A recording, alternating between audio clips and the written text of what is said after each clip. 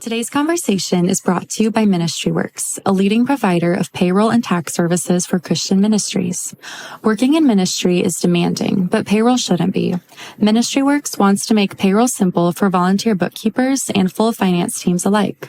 A dedicated ministry payroll specialist will help solve ministry-specific payroll challenges, along with providing tools to streamline HR tasks, track time and attendance, and simplify healthcare reporting.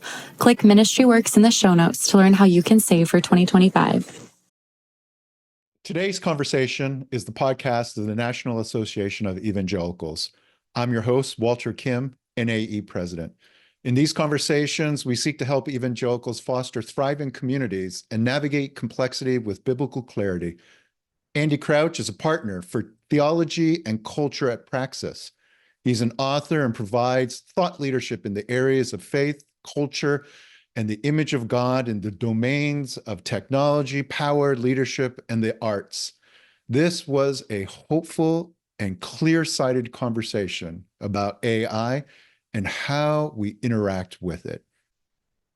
Andy, thanks so much for joining us. It's great to have you on this podcast, and I look forward to chatting with you about artificial intelligence. There's a lot we can talk about. Yes, indeed. Thank you for the invitation. Yeah. So, how did you land in this area of thinking, writing about faith, culture, technology, arts, image of God, before we dive specifically into artificial intelligence? Well, I do think actually the key to it all is the image of God, which is such an important theme, of course, in the biblical tradition, and kind of ties together the things I've found myself interested in. I'm interested in this question of how we human beings occupy the place we do on this planet and in this cosmos.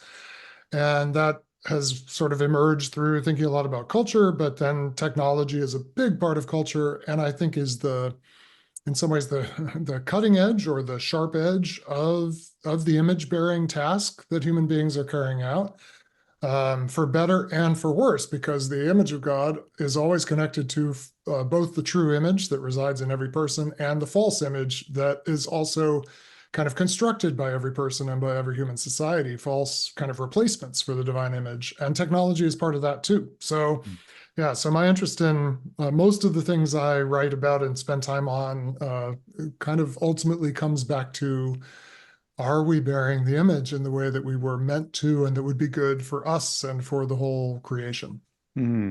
So let's take a big step back. One of the categories you've mentioned is just the centrality of the image of God, and we'll explore that. But are there other big categories that play into this issue of artificial intelligence that we ought to be considering? Yes, I think so. I think I probably would say that tools and technology are slightly different things. And that tools have been part of the human story the whole time, as far back as, certainly if you just look as an archaeologist at the record, what do you find? You find tools, toys, and tombs, or tools, art, and tombs. There's these three things that wherever we find early human beings, they've already made something adorning themselves in the world. That's arts and toys, you might say. Like they're playful in the world. They're always caring for their own dead in ways that other creatures don't. That's the tombs part. And then they're always fashioning implements to extend their abilities. So tools go all the way back in the human story. Also in Genesis, in a way, very early on, you have the creation of implements of agriculture and so forth. But technology is a new word in the big picture. That we invented, I think, or adopted really to signal that something new was happening, which is one set of our tools were getting very good at a few specific things. And specifically, they were getting good at actually replacing us. That is, rather than, a primitive tool, let's say, by which I just mean an early or fundamental tool, extends human activity. So instead of my having to dig with my hands, I may have a spade or something like that, but I'm still digging, right? The spade is just extending in a way, sharpening and focusing my effort. And all tools function that way. They extend or focus or sharpen or amplify human effort. Technology describes this pretty recent set of innovations that allow things to actually undertake effort and action and act in the world without us having to be very involved, other than maybe flipping the switch or programming the machine. And I think that is a new thing. The things that work on their own, that have autonomy, and I don't just mean autonomy in the sense of some science fiction sense, but just like the motor in my car, I don't have to turn a crank. It turns it itself. That have certain internal feedback loops that allow them to act on their environment and stay stable systems in their environment, rather than me having to govern them the whole time. These are new things. Industrial revolution was built on these things. The computational revolution is built on another set of technology. And technology has this ability to actually take human beings out of the picture and still get things done, which we love because it makes our lives much easier. And it's quite magical. And then I would say just this last thing, Walter, about this is that I actually think that this whole technological story hooks into a very long-standing human story, which is the dream of doing magic, which is being able to act in the world without yourself having to sort of exert yourself, being able to just bring about a change, ideally just through saying the word, abracadabra, saying some spell, and being able to sort of project your will into the world without you having to change or grow in order for the world to change. So technology is new, but it's really science plus a dream, and the dream is magic. And that is, the dream's very old. The science to actually sort of make it happen some of the time, which is what we say when we're like, ooh, that's kind of magical when technology works. It's that ancient dream of magic that actually is kind of coming true. And all this sets the stage for what now is being attempted in what we're calling artificial intelligence. Draw this out a bit more about the magic part. So we're going to, again, we're going to explore the image of God a little bit more. I'm following you with the technology and how that differs from tool. This magic thing, draw that out a little bit more as a category. Right. And then we're going to try to put some stuff together here. Right. I mean, maybe I would define magic this way as power without relationship. So in order to get things, how do I get things done in the world? Well, before machines, we'll come to computers in a moment, but before we invented just mechanical things that got things done for us, the only way you got anything done was through a body. Organic processes generate energy in our bodies, but also in the bodies of animals, especially domesticated animals. And there's a small additional category of the waves and the wind, but those are really marginal sources of energy for most of human history. Mostly the way you got things done is you actually had relationship with other human beings. You would collaborate and do things together if they required more strength than one person had, or with your ox, your domesticated animal.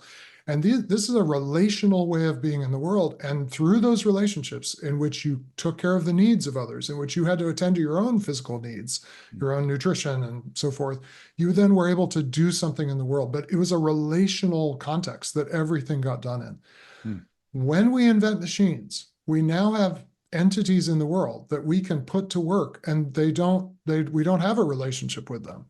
There is no relationship required. But I think this is actually the dream that goes all the way back to the alchemists, who are trying to find a substance that if they had it, they could turn anything into gold, or at least any metal would turn into gold. That was the alchemist's dream. And the other dream, of course, was that if you had the philosopher's stone, which is what they were all looking for, you would never die. You would be immortal. And you would have that power without depending on other people, and without depending on God, I might add. So magic is the dream that I can have power that doesn't require dependence, doesn't require relationship, and that just has to function. It's like this mechanical linkage to the substrate of the world that if I can get access to it, I can just make things happen all by myself. And I think it's very deeply a rejection of the relational and dependent nature of our life with God and with others, which is why it's always been forbidden to Christians and to biblical people, because it sort of says, I don't want the relational world or the dependent world, or certainly not a world where I have to pray and trust in order to have my life have an effect. It's the dream of being able to shortcut all that. I do think that dream is alive and well. The alchemists did not, alchemy didn't work as science. Chemistry worked, but alchemy does work very powerfully as a dream. And that dream of magic, I think, is in the Western story for 1,000 years and has come true through technology, that we now can get things done in this kind of magical way. And it's often sold as magic. I mean, literally, Apple for a while was, literally talked about the magical experience of the Apple device. What is that experience? It's that it just kind of acts on your behalf, and yet it's under your command. That's the dream. Andy, this seems deeply rooted in what happened in the Garden of Eden story, right? That completely. Right? I mean, grabbing the fruit of the tree of the knowledge of good and evil to disassociate ourselves from the dependence upon God for knowledge, and we can somehow own it, but also the tree of life. Exactly. So, wow. To have knowledge and life, and therefore power and life, without dependence on God, without relationship with God, ultimately in violation of our relationship with each other and the kind of relational care we're meant to have even for creation itself. That it goes all the way back. And the fruit is the original device, the original thing that gets you what you want without the long path of dependence and growth. All right, we have a lot of things converging here. Well, it's all got convergent AI. Yeah. That's right. So it's the convergence, right? The singularity is coming. It's coming. So artificial intelligence. Let's start tying this together, but with some definition of like how are you understanding what AI is? Yeah. Well, AI is a subset of the computational revolution that we're about 100 years into, maybe a little less than that. I think it's helpful to think about three dimensions of it. The first is that these computers that we invented that already have done all kinds of magical things, they largely have been best with what we would call highly deterministic systems. So if you can represent in terms of very clear numbers, computers are really good with numbers, way better than any human being has ever been. And the more deterministic, that is, the more fixed and kind of susceptible to being described by what we'd call an algorithm, that is a procedure for kind of investigating or acting in the world, the better computers were at working on it. I mean, amazingly good and amazingly fast, right? But most of the world is not deterministic. The world is what we call non-deterministic. It's highly complex. It can't be sort of summed up in a simple equation. And AI first, this is the first layer, is simply getting computers to interact well with non-deterministic data sets, you might say, or non-deterministic information, and having them be able to navigate their way through a non-deterministic world, which, language, understanding language. As you and I are speaking, we're generating these sound waves that really are not easy. They're not a simple, frequency wave or something. So how do you even understand, how do you decode this continuous stream of sound into the phonemes and morphemes of human language?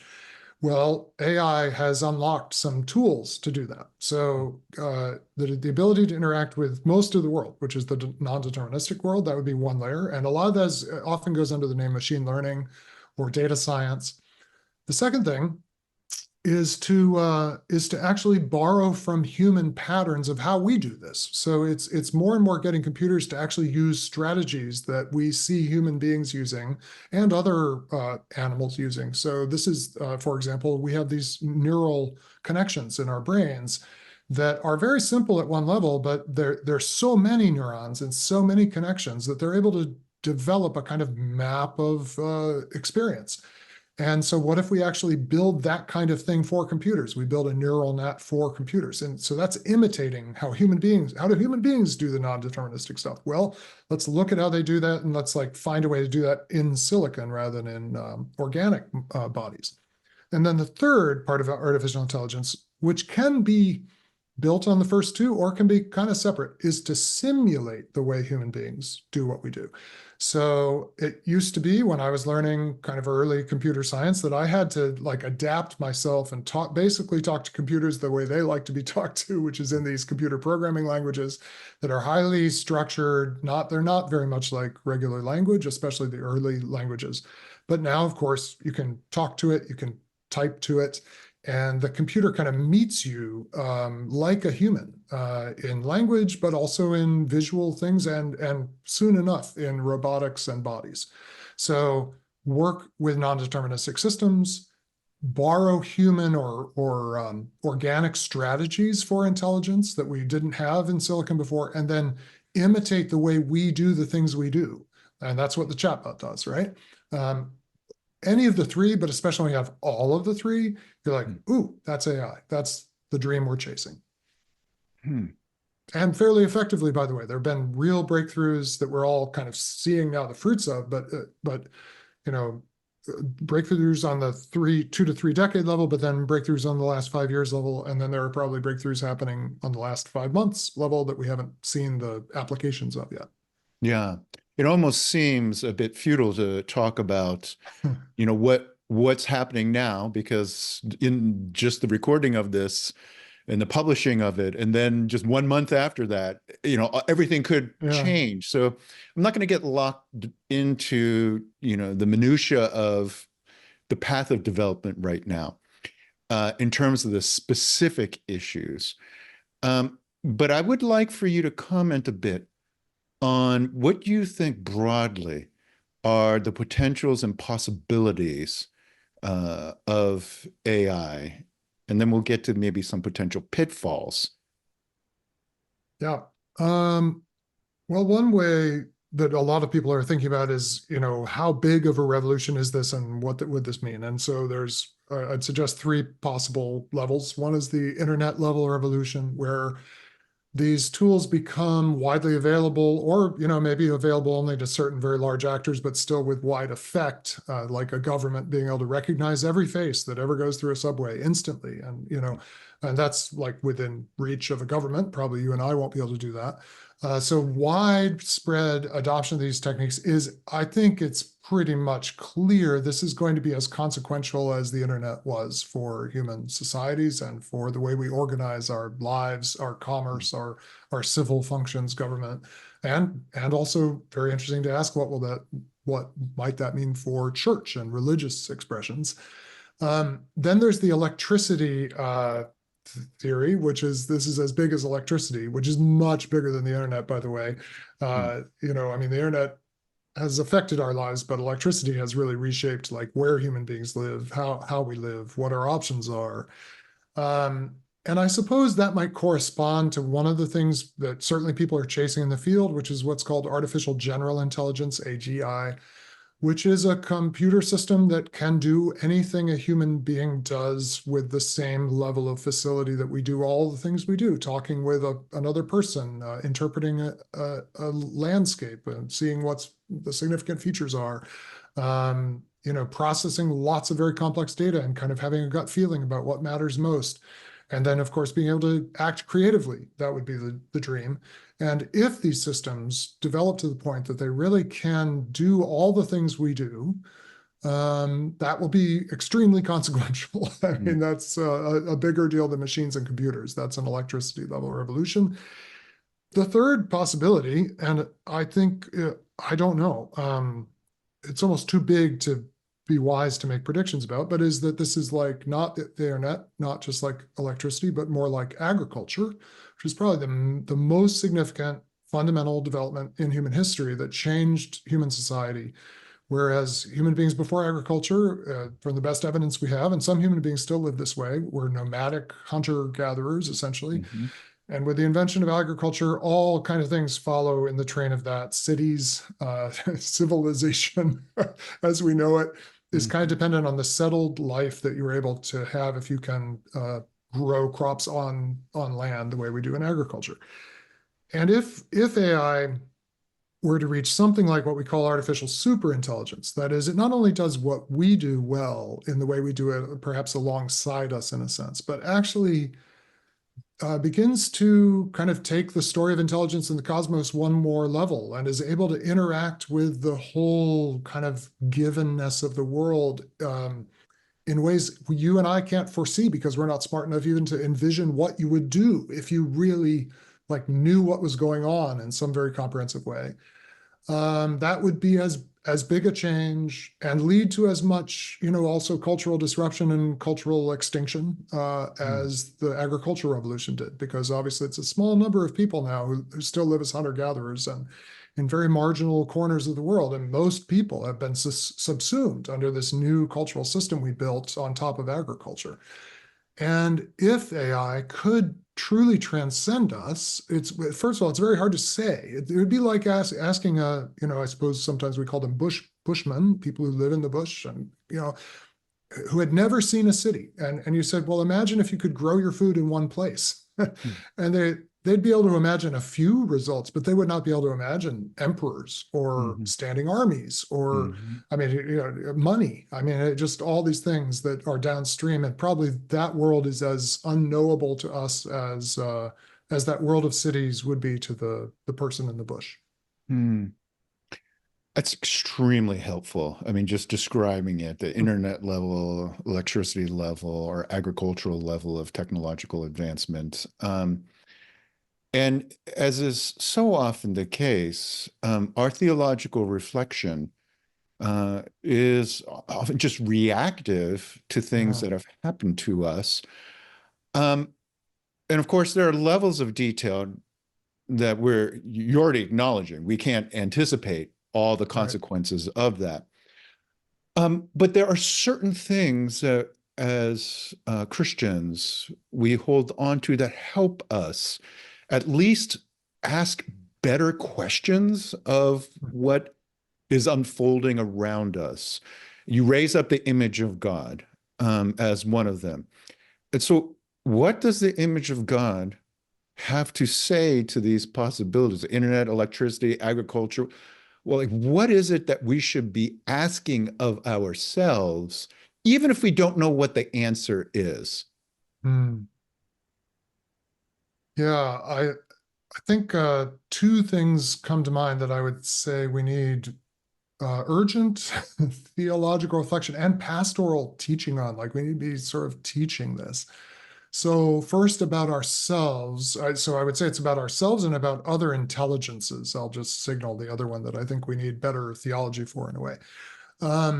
For ourselves, I think, let's remember that though the ancient world did not have technological devices, it had lots of idols. It had lots of things that purported to be able to do magic, basically, to give you access to kind of secret power if you had the right kind of incantation and the right observance and the right sacrifices. And the biblical idea of the image of God comes into a world that's already full of false gods that purport to tell us how to get what we want, and says, no, you are made above all for relationship. The great commandment is to love. So I think one thing we've got to, in a way, decide is, do we really believe love is the realist thing, the most important thing? That learning to love, that being formed in love, is the supreme assignment for human beings, not power, not mastery of the world, but or let alone others, but love of God and of others, and in a way, loving stewardship of everything else as if it were the gift of a person rather than just material for us to transform. I think that's the heart of the image. But then the other thing is that the image is embedded in vulnerable, dependent creatures. Yes, also rational creatures, as Aristotle said, but dependent rational creatures, interdependent on one another, embodied in frail bodies, not the kinds of silicon and metal things we might imagine that we could make robots out of that might last for 500 years, but these bodies that have, as best as we understand today, a kind of finite life, that are mortal. And that, of course, our mortality is the deepest part of our dependence. And crucially, for Christians, we have got to remember, when God revealed himself, it was by taking on this extremely limited, frail embedded, embodied, subject to all the finitude of being human, and yet it was possible to be fully God in this human existence. If we get AGI, let alone ASI, we're going to be very tempted to say, now that's real power, that's real intelligence, right? And maybe it will be a kind of intelligence we've never seen before, been able to conjure up before. It will not be real image bearing. Real image bearing is embedded in embodied, interdependent creatures who are being schooled in the way of love. And these things we're training, these models that we're training, for one thing, we simply are not training them to become best at love. That's not what we're, no, OpenAI, Anthropic, all these other companies, they're not saying, how do we build the most deeply loving entity ever created? It's not, I mean, it's hilarious to even suggest that. That's not what it's about. It's intelligence, which is a very small subset of what it is to be a human being, is whatever level of intelligence you may have. And they're not capable of the love. They're not us.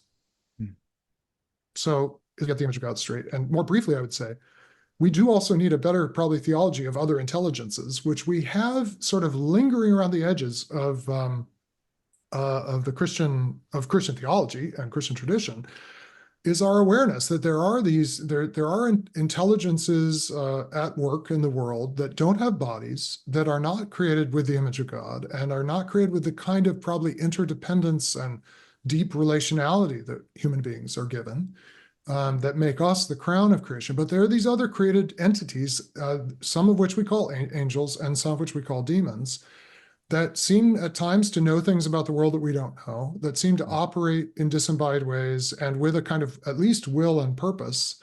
In the case of demons, their own. In the case of angels, the Creator's purpose.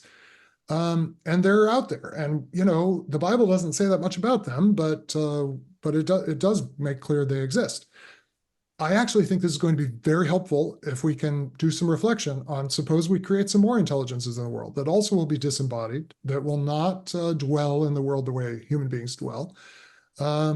We will need an angelology and a demonology for how these function. And I think we already do. And there have been really interesting emergent behaviors in these chatbots, for example, where they start to behave in ways that distort the conversation, mostly demonic, I would say. I don't see a lot of angelic behavior emerging from the chatbots, but people have surfaced kind of ways of interacting that lead to addiction, that lead to the reinforcing of dependence, that tell lies to people and seem to seek to persuade people, the person the chatbot's talking with, to believe a lie. Well, we know about intelligences that do that. They're called demons. And we have authority over them, and we should not take them very seriously in one sense, but we should also be prepared for their existence. I think we're going to need more angelology and demonology to make it through the next era. Yeah, I mean, that's such a fascinating angle that generally a person wouldn't connect to artificial intelligence, the spiritual one way that you've described it. And you've picked up a theme of it, by and large, the demonic expressions of whether it's telling falsehood or creating dependencies. There are some sobering things you've pointed out about what AI could bring. But there's also elements in which you've reflected on the possibilities for human flourishing. So let's just take a moment and describe what you imagine some of that flourishing possibility as an expression of the image of God that is creative, the creative endeavor of humans. I do believe that all of this latent capacity in creation is meant to be unfolded by human beings. I think this is in part of our task in the cosmos, is to discover how much possibility there is, including the possibility to spin up these vast systems that actually can interact in such mysterious and interesting ways, and perhaps very useful ways in the world. So that's the creative possibility. And I think it all hinges on what's your dream. If your dream is power and mastery, I actually think the demonic will attach itself to that. But if your dream is, you can get into very concrete applications that are just clearly very beneficial, such as these These systems will probably be very good with the protein structure of life, which is not amenable to our usual forms of algorithmic computation. But we might be able to cure a lot of ails of human beings if we understood how to intervene in all the proteins that life is made up with and the folding of proteins. This is not proven yet, but it seems plausible that these systems will be amazingly good at spotting at actually understanding in a way how life works, in a way that allows us to treat the ways life sometimes goes wrong in development.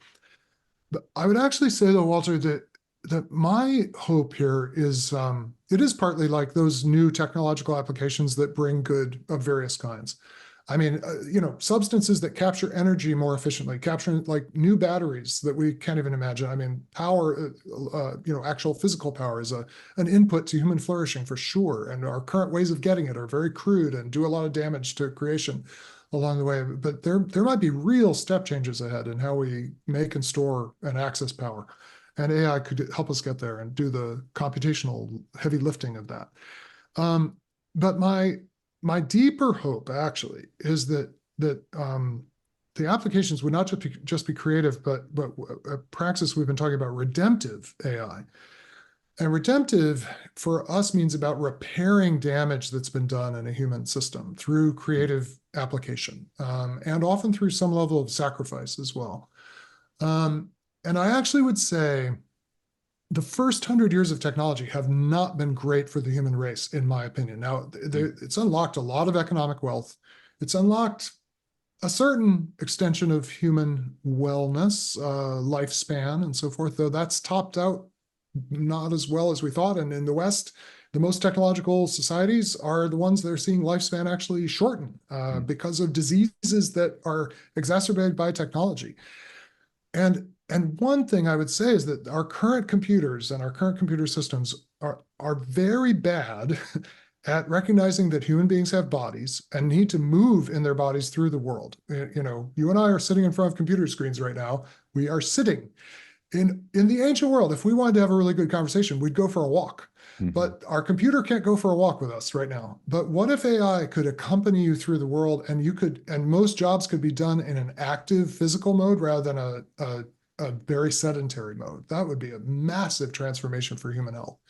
So if the AI could help us live more as embodied creatures in the world rather than being kind of stuck with screens, that would be incredible. And I think that may happen. And the other thing is that AI, because it's good at non-deterministic things, because it sort of can grasp, not as a human being would, but grasp as a computer would, human culture, these things can understand relationships. My iPhone barely knows that I am married. It barely, there's this person named Catherine Crouch. It knows she exists. It does not understand that she is the primary commitment of my life. And for that, like when she calls, it matters more than when you call.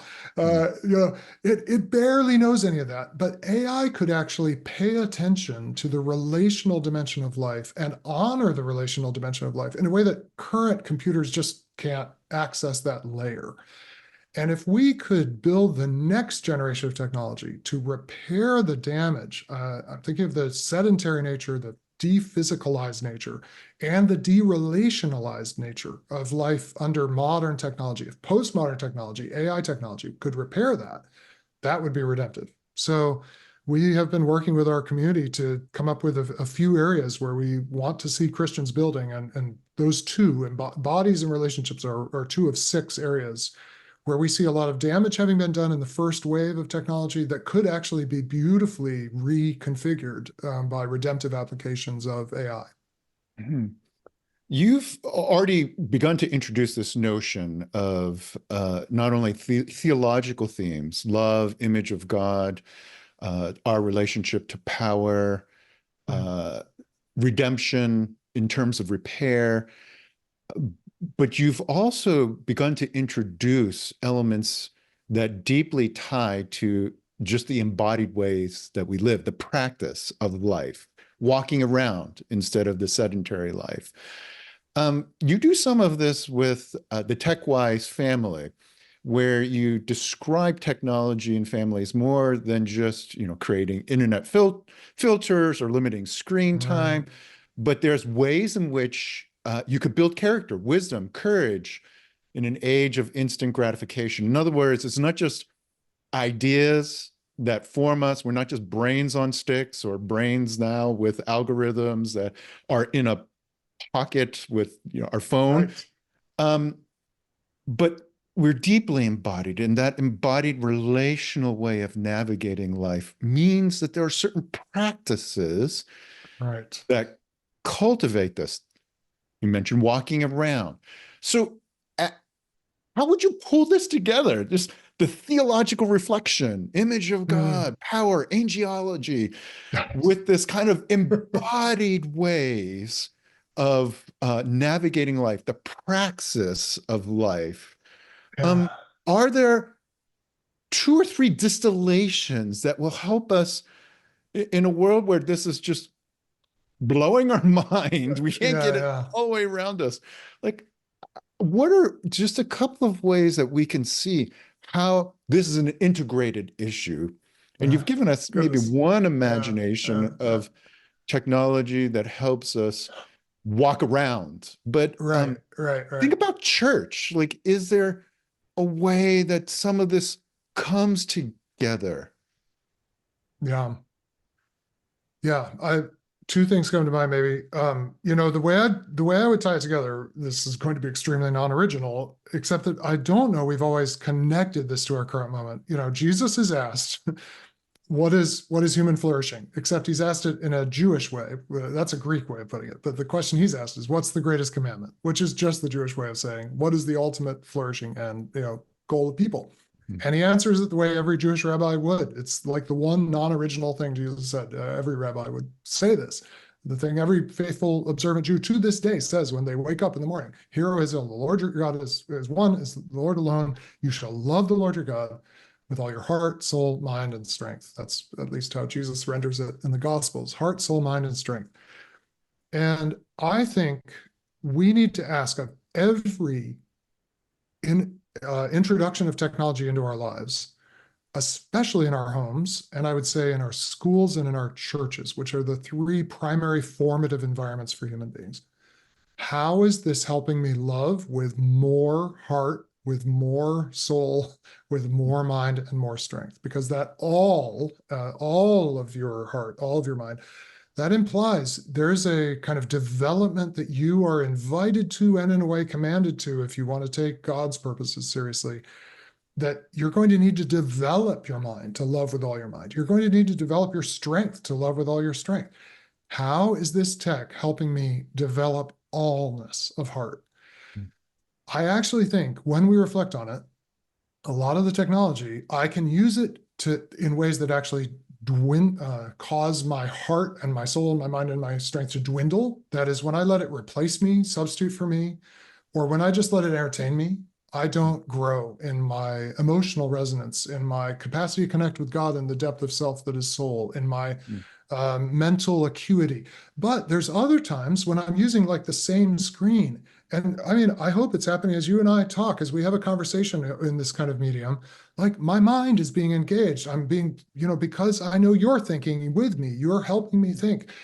And yes, we're using a technological medium, and hopefully we come away from this half hour saying, I got to love with my whole mind. And because Walter is my friend and brother, I got to feel my heart expand, and it can be used that way. So we need to make that the index of all our uses. And if it's causing your heart, soul, mind, and strength to dwindle, you should cast it out. But if it's accompanying you in the growth of those things, and above all the capacity to love, then I think that's great. My wife is a physicist. She's a scientist and an experimental physicist for much of her career. Used all kinds of high technology in her lab, but not to replace her and not to sort of displace her from her responsibility to delight in and study the wonders of God's creation in the disciplined way that scientists do. And there's absolutely ways for technology to become an assistant, you might say, to the development of heart, soul, mind, and strength.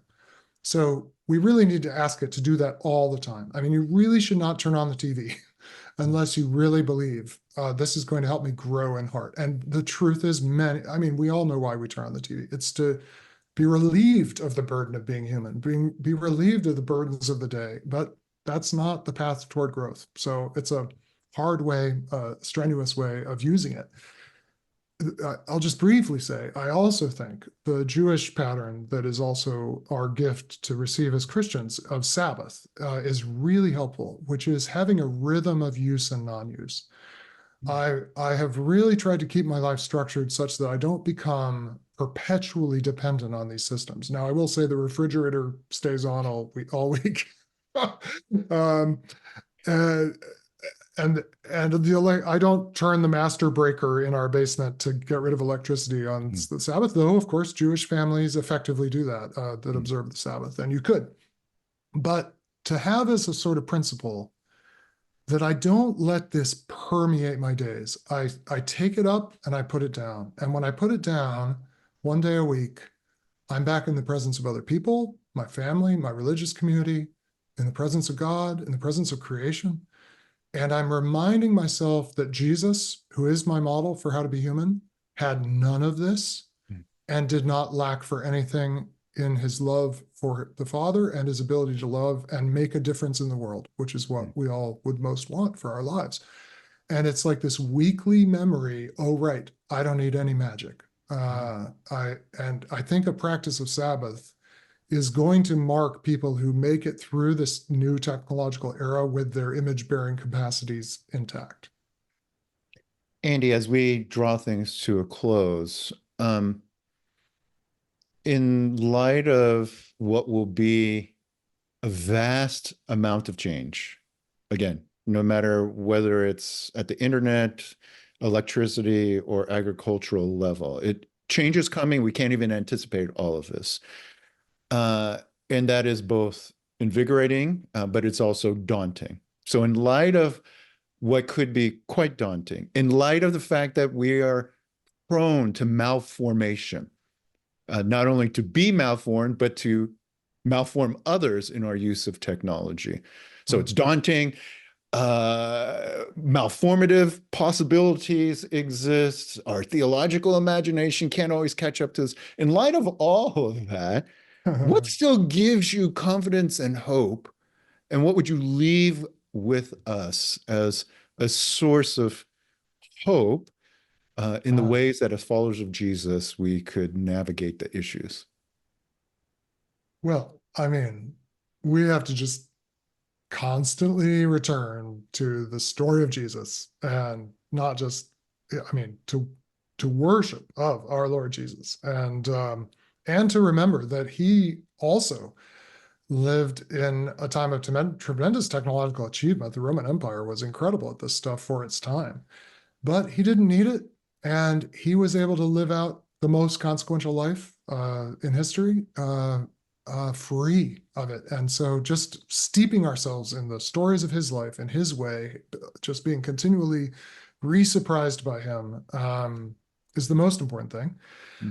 I think the other thing to remember, and it is a sobering thing if you find yourself benefiting from empires, empires fall. Empires are large-scale human systems built on false gods. And we have one. We live in one. And so did Jesus and the early Christians. And Jesus in the Gospels foretells a local kind of the accommodation of the empire in Judea falling in the AD 70 roughly.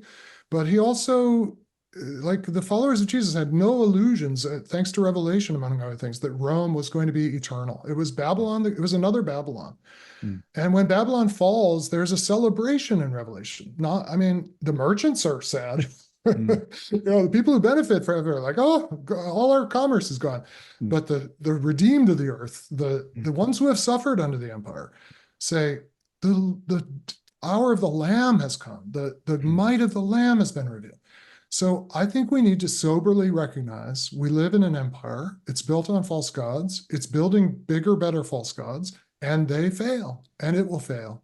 And that will be to the glory of God and the good of creation that groans under the technological empires of each age.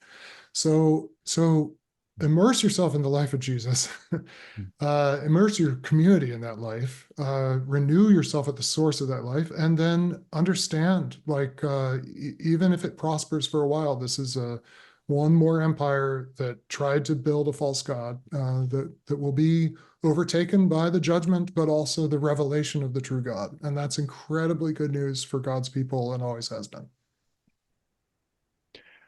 Our guest on today's conversation has been Andy Crouch. I'm Walter Kim, and on behalf of us all, thank you, Andy.